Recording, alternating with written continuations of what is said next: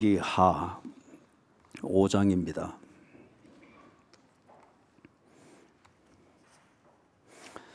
열왕기하 5장 20절에서부터 27절까지 하나님의 사람 엘리사의 사환 게하시가 스스로 이르되 내 주인이 이 아람 사람 나아만에게 면하여 주고 그가 가지고 온 것을 그의 손에서 받지 아니하였도다. 여호와께서 살아계심을 두고 맹세하노니 내가 그를 쫓아가서 무엇이든지 그에게서 받으리라 하고 나아만의 뒤를 쫓아가니 나아만이 자기 뒤에 달려옴을 보고 수레에서 내려 맞이하여 이르되 평안이냐 하니 그가 이르되 평안하나이다. 우리 주인께서 나를 보내시며 말씀하시기를 지금 선지자의 제자 중에 두 청년이 에브라임 산지에서부터 내게로 왔으니 청하건대 당신은 그들에게 은 1달란트와 옷 2벌을 주라 하시더이다. 나아만이 이르되 바라건대 2달란트를 받으라 하고 그를 강권하여 은 2달란트를 두 전대에 넣어 메고 옷 2벌을 아울러 두 사환에게 지우매 그들이 게하시 앞에서 지고 가니라.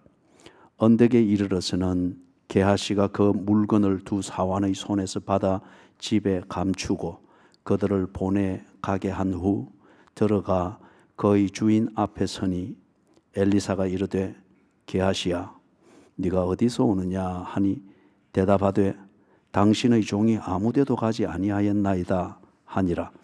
엘리사가 이르되 한 사람이 수레에서 내려 너를 맞이할 때에 내 마음이 함께 가지 아니하였느냐? 지금이 어찌 은을 받으며 옷을 받으며 감람원이나 포도원이나 양이나 소나 남종이나 여종을 받을 때이냐? 그러므로 나아만의 나병이 네게 들어 네 자손에게 미쳐 영원토록 이르리라 하니 게하시가 그 앞에서 물러나오매 나병이 발하여 눈같이 되었더라. 아멘.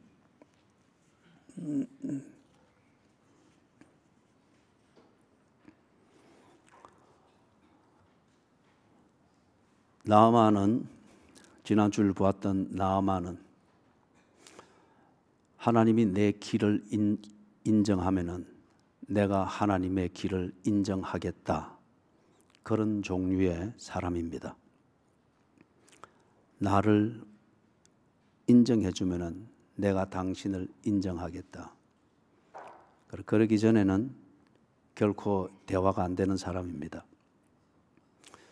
오늘 보고자 하는 게하시는 자기가 하는 그 길을, 자기가 가는 그 길을 하나님의 뜻이고 하나님이 정한 길인 것처럼 꾸며대는 사람입니다. 아주 두 가지 중요한 그러한 어떤 삶의 방식입니다. 그리고 이게 교인들에게 아주 보편화되어 있는 그런 문제인 것을 또한 알 수 있습니다. 스스로 만든 것이지만은 그게 문제인 줄 모르고 만듭니다. 그게 신앙이고 그게 성경이라고 스스로 착각하면서 만듭니다. 다시 한번 강조합니다. 나아만의 경우는 하나님이 내 길을 인정하면은 내가 하나님의 길을 인정하겠다는 겁니다. 게하시의 경우는 자기가 가는 그 길이 곧 하나님의 뜻이고 하나님이 정해주신 길이라고 꾸며댑니다. 그렇기 때문에 어느 쪽에도 거기는 순종이 없습니다. 자기가 하고자 하는 것을 할 뿐인데 이것을 하나님의 이름을 팔아서 자기가 하는 것을 신성하고 거룩하고 그리고 축복스럽게 보이고자 하는 겁니다. 다른 사람에게도 그렇게 보이고자 할 뿐만 아니라 무엇보다 중요한 것은 자기 스스로 그렇게 믿고 싶은 겁니다. 게하시를 이번 주일에는 좀 자세히 살피려고 합니다. 20절에 보니까 게하시가 맹세를 합니다.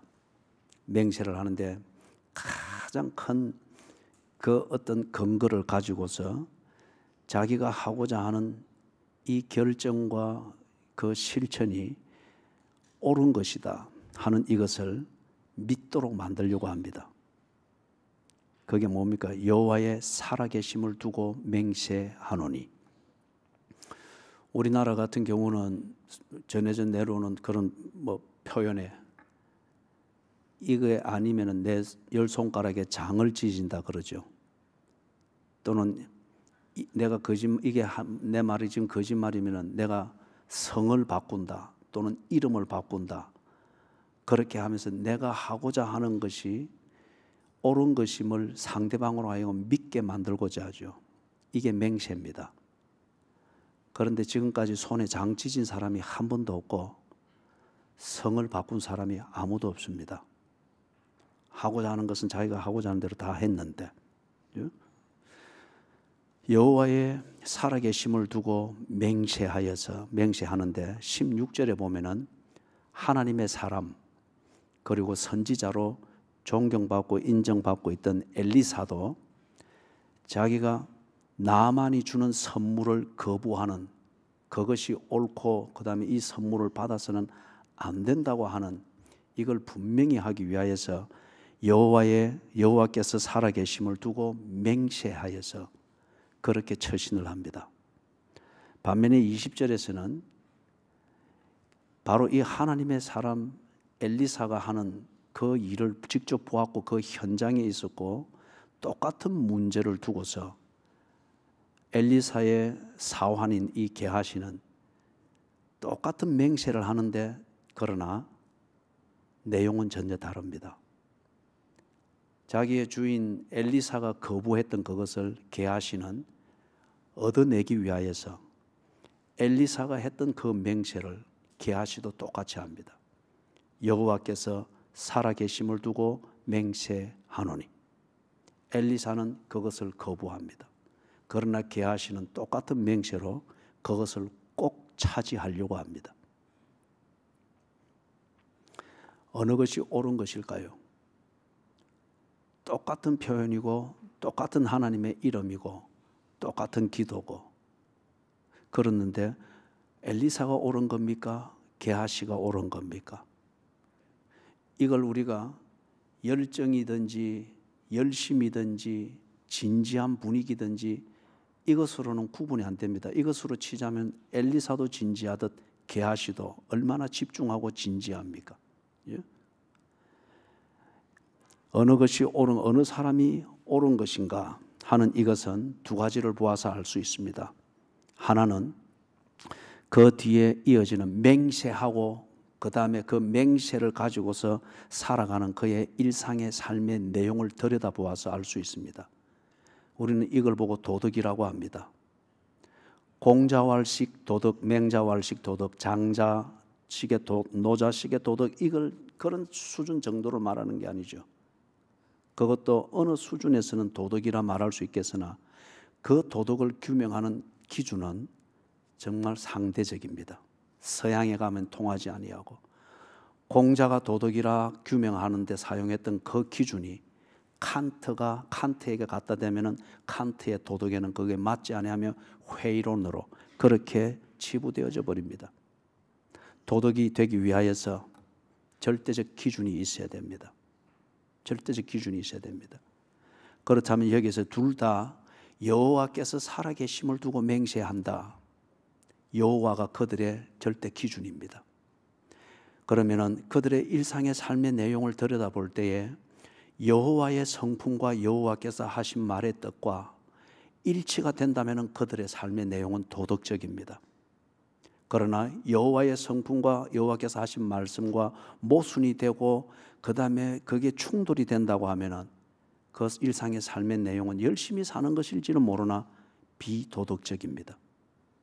그래서 똑같은 말, 똑같은 신학, 똑같은 표현, 똑같은 어떤 기도를 사용을 합니다. 여호와께서 살아계심을 두고 맹세하노니 그런데 각기 전혀 180도 다른 길로서 그 삶을 추구하고 있단 말이에요. 누가 옳은가? 그 맹세를 가지고 사는 삶의 내용을 보아서 알 수 있고, 두 번째는 그 삶의 결과를 보아서 알 수 있습니다. 삶의 결과, 그래서 그 삶이 하나님의 영광이 드러나는가? 다시 말해서 정말 하나님의 성품답게 그에게 사랑이 넘치고 그 삶의 주변에 사랑이 넘치고, 그리고 진실로 지금 죽어도 아쉬울 게 없는 목적을 위하여서 기꺼이 살았던 그 삶의 결과가 있는가? 아니면은 참 더럽기 짝이 없는 그런 결과만 만들어진 그런 인생인가? 이 결과를 보아서 알게 됩니다.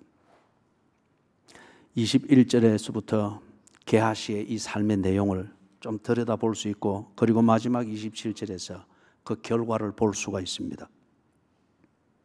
21절에 보니까 여호와께서 살아계심을 두고 맹세한다면 그 맹세를 가지고 첫 발을 띄는 그의 삶은 나만을 뒤쫓아가고 있습니다.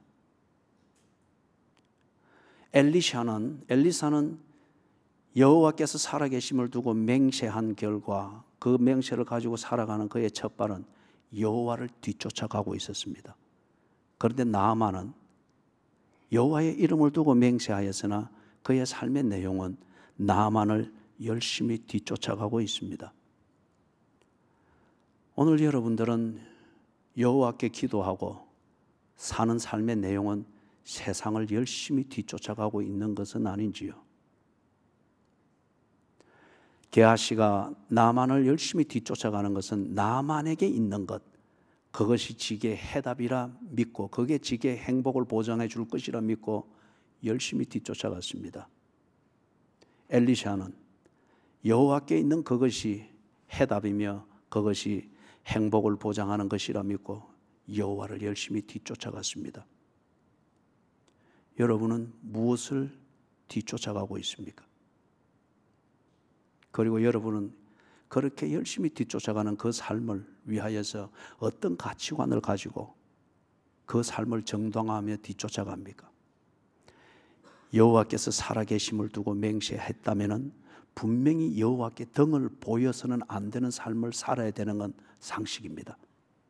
그런데 지금 게하시는 여호와께서 살아계심을 두고 맹세하였으나 게하시는 나만을 뒤쫓기 위하여서 그는 여호와께 등을 보이는 삶을 살고 있습니다. 22절에 보니 게하시의 그 삶이 거짓말로 일갈하고 있습니다. 여호와는 분명히 거짓말하지 말지니라 엄금하셨습니다. 그런데 여호와께서 살아계심을 두고 맹세한 게하시의 삶의 내용을 들여다보니 거짓말이 몸에 익숙한 한 수단이 되고 있습니다. 나만에게 거짓말을 합니다. 세상에 대하여 거짓말을 합니다. 사회에 거짓말을 합니다. 거래처에 거짓말을 합니다. 내가 보기에 좋다 여겨지는 기회에 대하여 거짓말을 합니다. 경쟁자에게 거짓말을 합니다. 거짓말로 나를 괴롭히는 원수로 여겨지는 자에게 거짓말로 응대하려고 합니다. 게하시의 삶입니다. 22절 내용을 조금 더 들여다보니까 게하시가 주인의 이름과 명예를 팔아먹습니다. 엘리사가 조금 전에 거부했던 그겁니다. 그런데 지금 게하시가 자기가 뒤쫓고 있는, 추구하고 있는 나만으로부터 뭔가를 얻기 위하여서 자기 주인 엘리사의 이름과 명예를 그대로 팔아버립니다. 그리고 어려운 사람을 돕는다는 명분으로 나만에게서 뭔가를 얻어내려고 합니다. 명분을 팔아서 지가 뒤쫓고 있는 것을 얻으려고 합니다. 그 다음에 또 들여다보니까 공동체, 다시 말해서 이 선지자의 훈련생들의 이 공동체를 위하여서 지가 지금 뭔가 희생을 하고 있느냐, 자기를 천사처럼 보이고 자기 자신을 뭔가 보호자처럼, 후견인처럼 보이도록 만들면서 지가 원하는 것을 얻어내고자 합니다. 선한 일을 한다는 이 명분을 팔아서 지가 쫓고 있는 이 목적을 이루고자 합니다.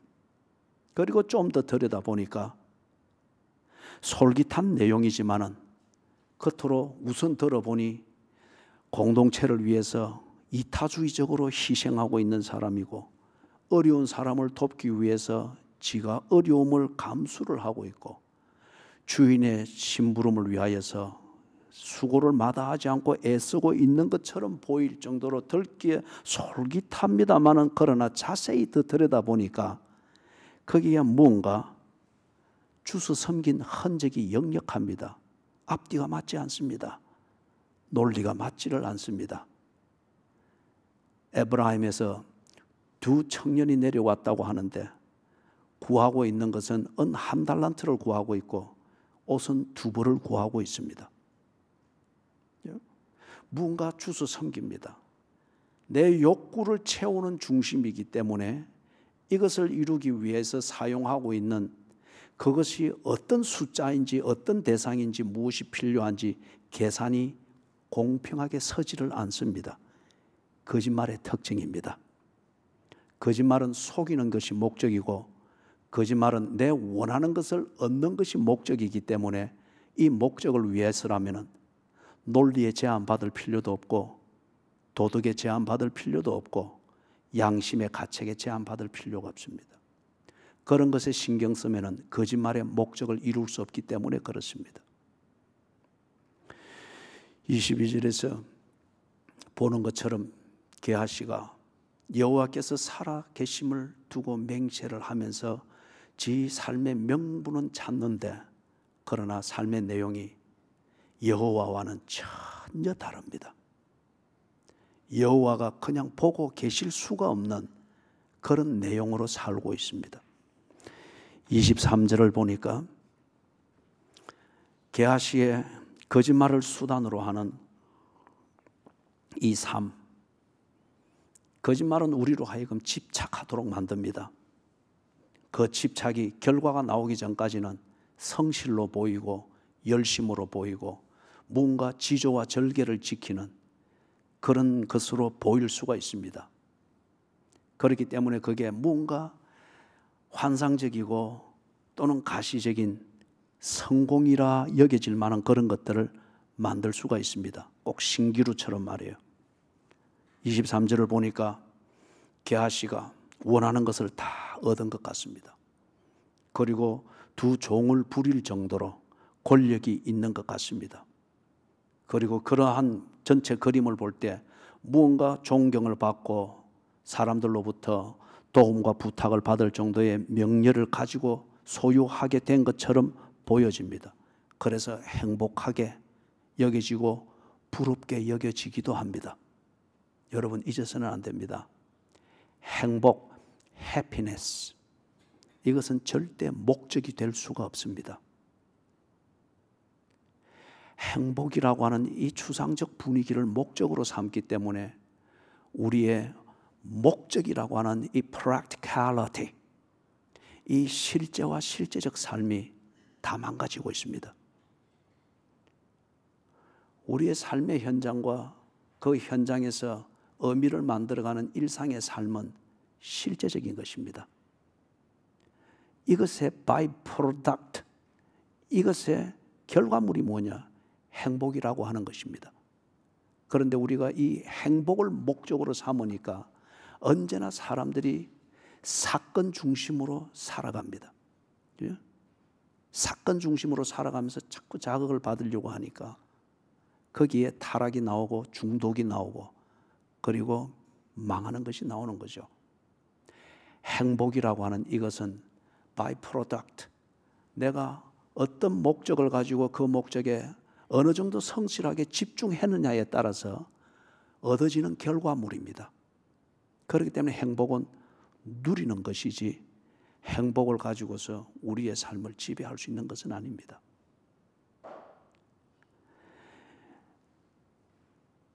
게하시가 23절에서 지금 보는 것처럼 지가 원하는, 이게 어떤 면에서 계하시는 행복이라고 하는 것, 지도 딱히 정의를 내릴 수 없는 그 막연한 추상적 개념, 막연한 바램, 이 행복이라고 하는 것, 이것을 얻기 위하여서 거짓말이라고 하는 이것을 천연덕스럽게 쓰면서 나름대로 열심히 사는 것 같고 성실하게 사는 것 같고 집착하여 사는 것 같습니다. 그리고 목적이 있는 사람처럼 보입니다.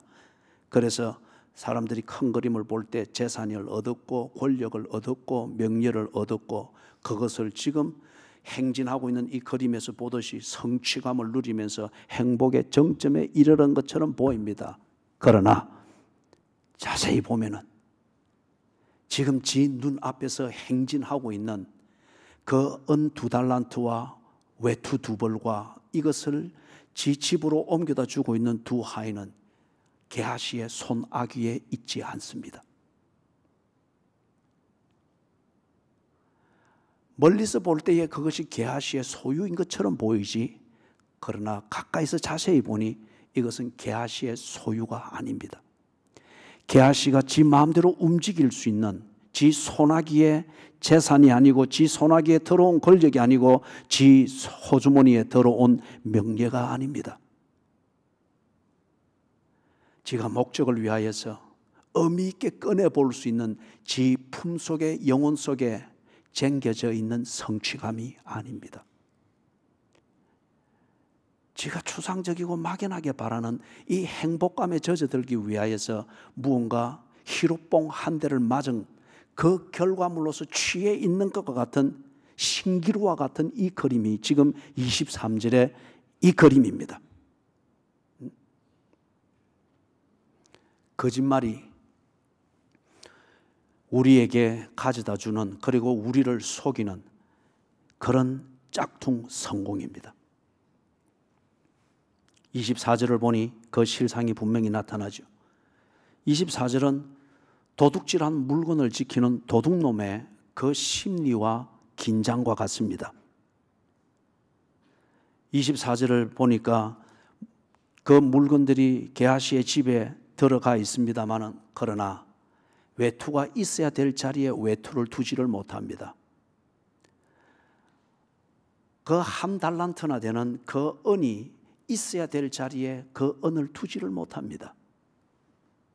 그 돈을 써야 될 자리에, 그 돈을 써야 될 시간에, 그 돈을 써야 될 그 사건에 돈을 쓰지를 못합니다. 외투를 입고 나가야 될 그 상황에 이 외투를 입고 나가지를 못합니다. 24절을 보니 이 자원을 가지고 뭘 하고 있습니까? 숨기고 있을 뿐입니다. 도둑놈입니다. 도둑놈이 많은 재물을 물리학적으로는 지 품 안에 넣을 수 있을지 모르나 의미론적으로는 그것을 자원으로 쓰지를 못합니다. 도둑놈이 그 자원을 관리할 수 있는 것은 기껏 숨기는 것뿐입니다. 사용할 수 없는 재산, 입을 수 없는 옷, 의미를 위하여서 그것을 사용할 수 없는 자원이라고 하면은 그 많은 자원들을 가지고서 내 삶의 질을 개선할 수 있을까요? 보다시피 지금 이 게하시는 지가 어쩌면 평생을 사환으로 살아도 얻을 수 없는 이 재물을 한꺼번에 얻었습니다. 이것으로서 지 삶의 질이 개선이 되어졌느냐? 그 삶의 질이 더욱더 곤두박질을 쳤습니다. 거짓말 끝에 그는 이제 도둑놈처럼 삽니다. 무엇이 우리로 하여금 지금 내가 살고 있는 삶의 내용에 대하여 자부심을 갖게 만들까요? 무엇이 우리로 하여금 우리를 이렇게 거만하고 이렇게 건방지게 만들고 이렇게 무책임하게 만들까요? 10년, 20년, 30년 시간이 지나가면은 무언가 시간에 그 부유물, 그 찌꺼기가 내게 남는 건 사실입니다. 저도 찬장을 열어보면은, 그리고 옷장을 열어보면은 시간에 부유물과 같은 옷들과 지금 쓸 필요가 없는 그릇들과 이런 것들이 쭉쭉 구석구석에 박혀 있는 걸 봅니다. 그게 재산일까요? 그런 종류와 같은 것들을 양을 가지고서 오늘 내가 성공했느니, 그리고 나의 앞날은 보장이 되어 있느니, 이렇게 생각한다고 하면 학교 12년쯤 다니고, 그리고 지가 원하는 전공을 위해서 대학 한 4년쯤 다니면 무언가 쌓여지는 것은 사실입니다. 그걸 보고 우리는 학벌이라고 합니다. 그것을 보면서 나의 앞날은 창창하다느니, 그것을 보면서 내가 이렇게 건방지게 살고 무책임하게 사는 것에 대한 근거로 삼고 이게 행복이라고 보장하고 스스로 쏟고 있다고 하면 정말 저와 여러분은 개하십니다. 그것은 시간의 부유물일 뿐입니다.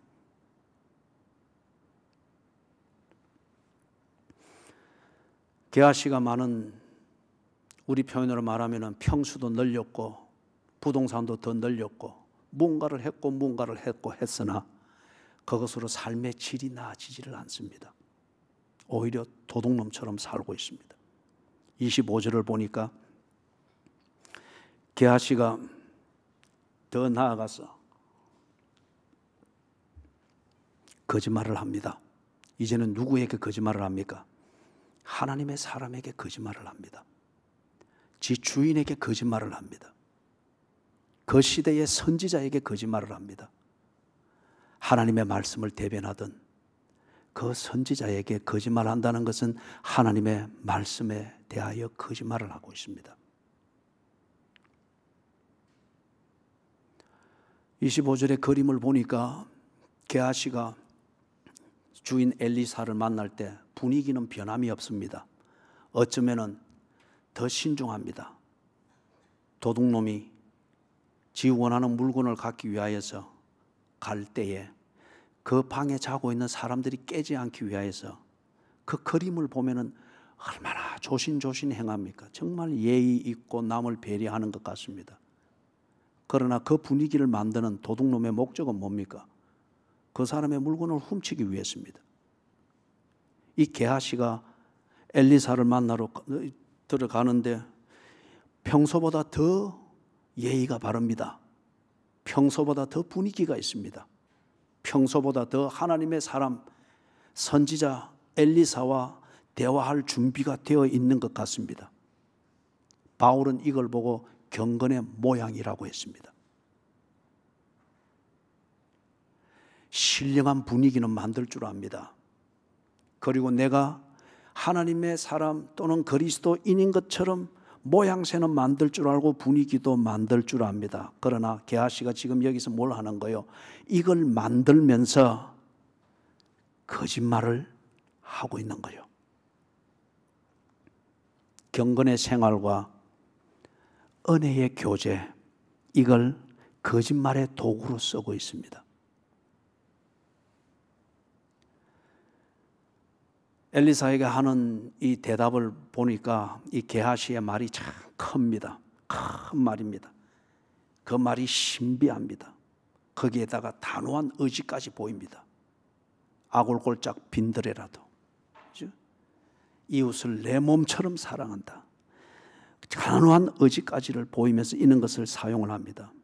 그러나 들여다보니 거기에 알맹이가 없습니다. 막연합니다. 책임지는 것이 없습니다. 책임을 질 수 있는 그 무언가가 보이지를 않습니다. 거짓말의 특징이 이런 겁니다. 하나님은 이런 큰 말에 속지 않습니다. 예수께서 베드로가 그리 말할 때에 내가 죽는 데라도 오게라도 갑니다. 다른 사람 다 버릴지라도 나는 주를 따라서 죽는 데라도 오게라도 갑니다. 예수님의 대답을 이 문맥에서 패러디하면은 거짓말 하지 마라. 네가 하는 그 말에 적은 것이라도 책임질 수 있는 그게 네게 보이지를 않는다. 3년 동안 네가 했던 내용을 보았을 때에 너는 언제나 위기를 당하면은 큰 많은 말과 단호한 의지와 책임을 질 수는 없으되 신비한 것을 자아내는 말들로서 위기를 넘어가는 이 습성이 여전히 배어 있는데 그 습관으로 지금도 네가 분위기를 잡느냐? 거짓말하지 마라. 닭 울기 전에 네가 3번 나를 부인하리라.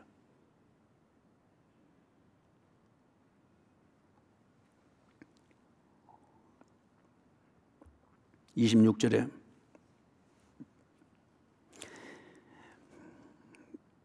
게하시가 드디어 자기의 실체가 드러나 버립니다. 게하시는 엘리사와 다른 종류의 그러한 의지를 가졌고 영을 가졌고, 쉽게 말하면 게하시는 자기의 주인 하나님의 사람 엘리사와 다른 종교를 가졌습니다. 게하시가 여호와의 이름을 부르고 여호와께서 살아계심을 두고 맹세하는 어떤 기독교적 폼을 알고 양식을 알고 기독교적 문화를 알고 그것을 익숙하게 사용할 수 있고 그것 문화가 만들어내는 감상적 분위기를 만들어내며 도취할 수 있는 연극은 할 수 있었을지 모르나 그의 중심에는 여호와가 없었습니다. 바울이 고린도후서 13장 5절에서 말했던 것처럼 네 자신을 돌아보고 시험하고 확증하라. 네 안에 그리스도가 계시지 아니하시면은 너는 버리운 자니라. 게하시는 그리스도를 말할 수 있었습니다. 게하시는 예배 문화를 알았습니다. 게하시는 예배 문화에서 어떻게 하는 것이 튀어나오지 아니하고 그것 분위기에 젖어드는지 처신할 줄 알았습니다. 그러나 게하시는 다른 종교를 가지고 있었습니다. 그렇기 때문에 하나님의 사람 엘리사와 같은 말은 하되 가는 길은 180도 달랐습니다. 27절에서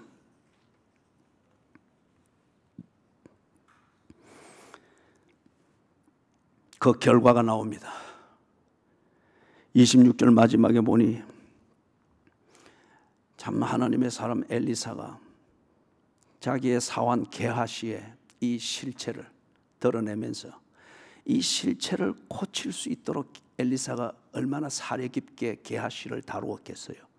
그러나 결국에는 게하시는 제 갈 길로 갑니다. 그래서 이 답답함으로 26절 후반부에 그리 말하죠. 지금이 어찌 이 답답한 사람아, 이 답답한 게하시야, 행복하기를 원하되 그 행복을 위하여서 네 일상을 어떻게 살아야 되는지에 대하여서는 대가를 치러야 되는 그 삶에 대해서는 어찌 그리 용기가 없으며 어찌 그리 비겁한가? 감상적 분위기에만 젖어 있는 자가 얼마나 비겁하고 용기가 없는지. 행복이라고 하는 게 그런 거지 않습니까? 행복이라는 게 느낌이지 않습니까? 이것을 목적으로 삼으니 집착은 하되 절박하기는 하되 비겁하고 용기가 없습니다. 엘리사가 이 심정을 가지고 게하시에게 말하는 거예요. 지금이 어찌 은을 받으며 옷을 받으며 감람몬이나 포도원이나 양이나 소나 남종이나 여종을 받을 때이냐?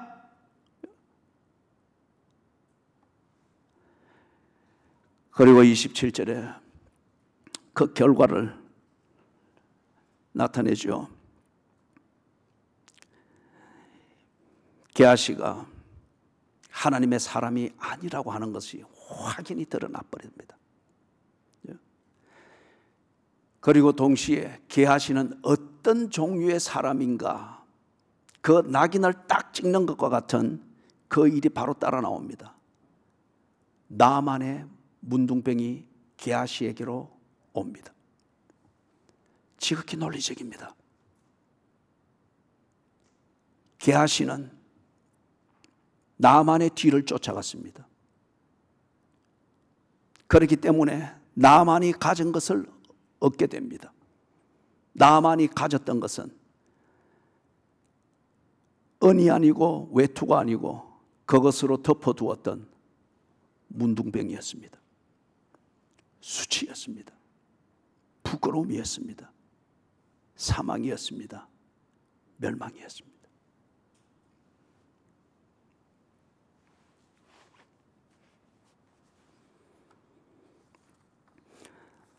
세상을 쫓아갔으니 세상이 가진 것을 얻을 수밖에 없습니다. 나만을 쫓아갔으니 나만이 가진 것을 얻을 수밖에 없었습니다. 그가 여호와께서 살아계심을 두고 맹세하며 나만을 쫓아가는 그 삶에 집착하여 살았습니다. 그의 진심은 나만을 쫓아가서 그가 가진 것을 얻는 데 있었고, 여호와께서 살아계심을 두고 맹세하는 것은 자기가 원하는 것을 얻기 위한 그의 종교였을 뿐이었습니다. 그리고 그는 자기가 원하는 것을 얻었습니다. 문둥병이었습니다. 27절의 마지막이 아주 기묘하게 기록이 되어 있습니다. 게하시가 그 앞에서 물러나오매 나병이 발하여 눈같이 되었더라. 나병 걸린 환자를 여러분이 본 적이 있습니까? 문드러지기도 하고, 그리고 피부가 성한 곳은 하얗게 변하죠. 이걸 지금 아주 절묘하게 대비해서 눈같이 되었더라. 그가 정말 이 여호와께서 살아계심을 두고 맹세하는 이 진심을 가지고 여호와 앞에서 살아가며 여호와를 뒤쫓아가는 이 하나님의 사람으로 살았다라고 하면 그에게서 하나님의 모습이 나왔을 거예요. 그의 자식들에게서, 그의 일터에서, 그의 늙어가는 성품과 인격에서 하나님의 그 영광이 보여지고 느껴졌을 것입니다. 그러나 나만을 뒤쫓아가면서 나만이 가졌던 것을 그가 원했기 때문에 얻었습니다. 얻었는데 눈같이 휘어졌더라. 세상은 꼭 술에 취하고 마약에 취한 사람들처럼 이것이 영광이고 이것이 성취고 이것이 눈부심이라고 여기면서 그것을 성공이라고 여깁니다. 눈같이 휘어졌더라. 그러나 착시현상입니다. 그것은 눈이 아니고 문둥병자의 피부 색깔입니다. 사랑하는 여러분, 어쩌면 저와 여러분이 21세기를 살고 있는 게하시입니다. 게하시로서 우리는 이 오리지널 게하시의 이 스토리로부터 세 가지 명심을 하여서 우리의 삶에 실패를 만들어서는 안 되겠습니다. 첫 번째는 삶의 문제에 직면했을 때, 병에 걸렸거나 진로를 결정하거나 중대한 제안을 받았거나 하여튼 심각하게 뭔가를 판단하고 결정해야 될 그 상황에 직면했을 때에 그리스도인으로서 합당한 처신을 생각하십시오. 은 한 달란트와 외투 2벌이 행복을 보장하는 것이 아니었습니다. 그것 중심으로 판단하고 처신하지 말고 정말 판단하고 결정해야 될 중대한 상황에 봉착했을 때 그리스도인으로서 합당한 처신을 생각하십시오. 두 번째는 내가 하는 것이 곧 하나님이 원하시는 것이라고 꾸며대서는 안 됩니다. 내가 하는 것, 내가 하는 이 방식이 하나님의 뜻이고 하나님이 원하는 것이라 꾸며대서는 안 됩니다. 그렇게 하면은 여호와의 이름을 팔게 됩니다. 그리고 거짓말을 수단으로 삼게 됩니다. 세상의 뒤만 쫓아다니게 됩니다. 그리고 헛바람이 들어가지고 큰 소리만 뻥뻥 치게 됩니다. 자기 스스로 성공하고 높아지고 부자 된 줄 착각하기 때문에 그런 것이죠. 그리고 경건의 생활이든지 교회 생활이든지 기도는 하지만은 우리 스스로 경험들을 해봤을 거예요. 그 경건의 생활과 교회 생활과 기도하고 이 신앙 생활을 하는 게 그렇게 공허할 수가 없잖아요. 예? 사람들의 평가와 나를 보는 그 시선이 여겨져서 그렇게 분위기를 자아내고 만들 뿐이지, 그러나 우리의 영혼은 그렇게 공허하고 초라하고 때로는 회의감에 젖어드는 그런 것들을 경험을 해봤을 거예요. 인도의 대재벌, 당연히 이 현대사회 같으면 IT계의 뭔가를 장악하고 있는 사람이죠. IT 이 산업을 장악하고 있는 인도의 한 대재벌이 추락을 했습니다. 경제사범으로 그렇게 판결이 나가지고 투옥이 됐습니다. 그 사람이 법정 구속이 딱 판결이 나면서 끌려가면서 길거리에서 잠시 인터뷰를 하는데, 왜 이랬습니까? 이래 될 줄 몰랐습니까? 그때 이 구속되는 이 재벌이 한 말이 간단하지만 참 심오합니다. 나는 호랑이를 타고 다녔다. 이 호랑이를 타고 다니는 것이 위험하고, 그리고 이 호랑이에서 내려야 되는 것은 언제나 알고 있었다. 그러나 그러지 못했던 것은 이 호랑이에서 내리는 순간 내가 바로 잡아먹힐 것 같은 두려움 때문에 못 내렸다. 법이 그를 내리게 했습니다. 수치로 끝났습니다. 애초에 호랑이는 타서는 안 되고 탔으면 내려야 됩니다. 세 번째, 마지막 경우는 내가 어떻게 살았느냐에 대하여서 반드시 그 결과가 있습니다.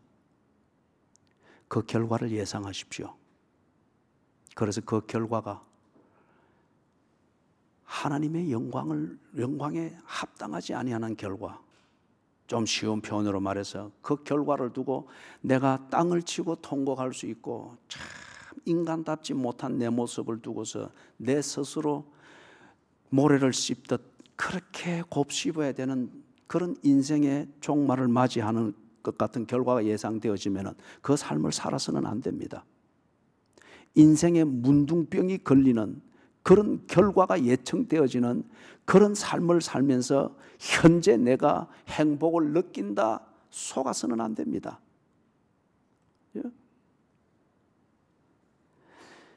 한 가지 예를 드리고 마칩니다. 말컴 마그리치라는 20세기 초입의 아주 탁월한 영국의 문인이자 저널리스트가 있습니다. 이분이 인도에 볼일 겸 여행 겸 갔습니다. 그런데 인도 사람들이 아주 이 물을 중요하게 여기잖아요. 그래서 그들의 어머니는 인더스 강이고 겐지스 강입니다. 그는 그들의 종교 힌두교와 관련이 되어 있죠. 그래서 그 물을 먹기도 하고, 그 물이 얼마나 더럽든지 간에 이거는 상관없습니다. 그게 겐지스 강이고 인더스 강이면은 거기에 목욕을 하는 것, 그게 그들에게서는 경건이고 신과 접합되어지는 이것으로 여기기 때문에 중요하게 여깁니다. 이른 아침에 말콤 마그리치가 이른 아침에 그 넓은 강에 좀 안개가 쭉 해무처럼 이렇게 가라앉아 있는 이때에 나와서 자기도 벗고 물속에 들어가서 이제 수영을 합니다. 그런데 저 건너편에 해무처럼 끼어있는 안개 저 건너편에 아른히 보이는데 아주 신비한 그림이 보이는 거예요. 좀 더 자세히 보니까 어떤 여인이 물속에 반쯤 담그고 그리고 상반신을 이렇게 물질을 하면서 씻고 있는 그 그림이 멀리서 이렇게 보이는 거예요. 그때에 이 말콤 마그리치가 한 남자의 욕정이 일어납니다. 그리고 영국 사람으로서, 그리고 식민지였던 인도 사람에 대한 어떤 본능적인 우월감, 자신감, 거기 더하여서 남자의 욕정이 일어나니까 강 건너편에서 그 그림을 보이고 있는 그쪽으로 헤엄을 쳐가기 시작합니다. 조용히 헤엄을 쳐가면서 가까이 다가갈수록 아주 신비하고 뭔가 욕정은 더욱더 일으켜지고, 욕정에 사로잡히니 모든 것이 아름답게 보이고 환상적으로 보입니다. 그래서 쭉 헤엄쳐서 다가가서 가까이 eye to eyes, 눈과 눈이 마주칠 정도서 볼거리로 딱 가서 이래 봅니다. 그리고 물에서 조용히 올라오면서 썩 하는데 이 목욕을 하고 있던 여인이 놀래가지고 가슴을 감싸면서 쏙 돌아봅니다.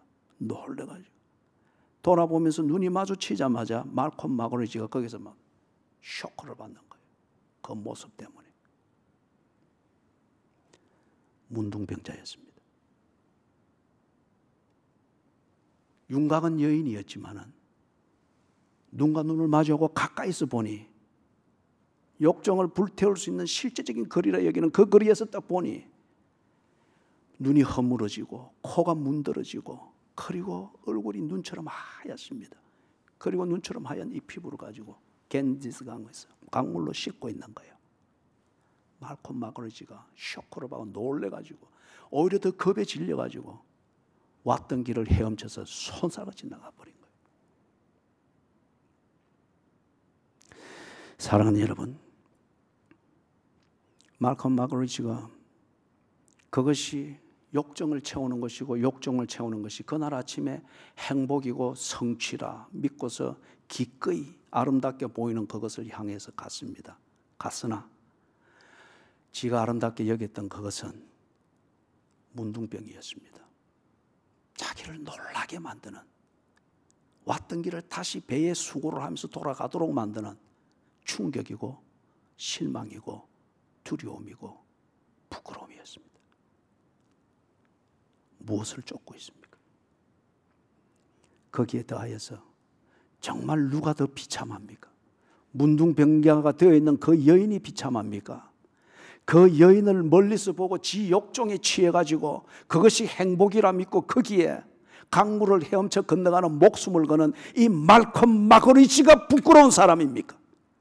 누가 진정 문둥병자이냐 이거죠. 누가 정말 수치스러운 자이냐 이거죠.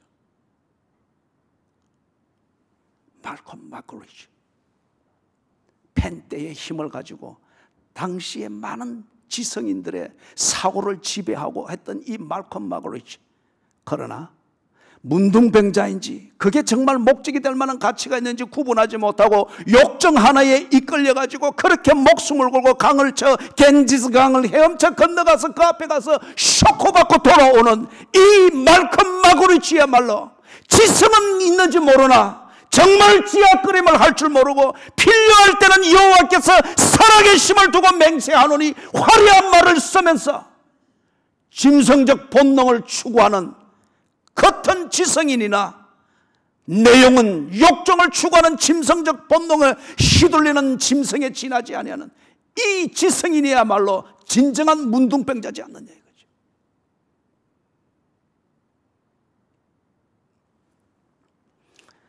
삶의 내용을 들여다보면 그의 판단이 옳은지 알 수 있습니다. 그리고 예상되어지는 결과를 보면 그의 판단이 옳은지 알 수 있습니다. 여호와께서 살아계심을 두고 맹세하노니 이 큰 말로 오늘 나를 가장하며 여전히 비겁하고 여전히 용기 없고 여전히 정직하지 못하여 문제를 풀고자 하는 것을 위해서 한 걸음도 시도하지 못하는 여기에 머물지를 말고 여호와께서 살아계시는 것을 분명히 만나고 그분이 내게 하시는 그 말씀을 진정 용기와 정직함과 그리고 의지하는 믿음으로 듣고서 다가갈 때마다 그분을 볼 때에 실망과 좌절과 놀라움이 아니라 그분을 가까이서 보면 볼수록 그리고 그분이 이루어가는 내 삶의 내용을 보면 볼수록 그 삶 속에서 내 시간을 보내면서 내 얼굴에 주름이 늘어가는 시간의 그 한 자락에서 돌아보면 돌아볼수록 살아야 될 삶을 살았다. 그때 내가 정말 바른 결정을 했다. 그리고 그 결정을 가지고 나는 달려올 길을 달려왔다. 그렇게 할 수 있는 삶을 살아야 되지 않겠습니까? 오늘 우리가 열왕기하 5장에 나오는 이 게하시를 보면서 이와는 다른 좌절과 실망이 없는 그 결과를 만드는 인간 게하시가 되기를 주의 이름으로 축원합니다. 아멘.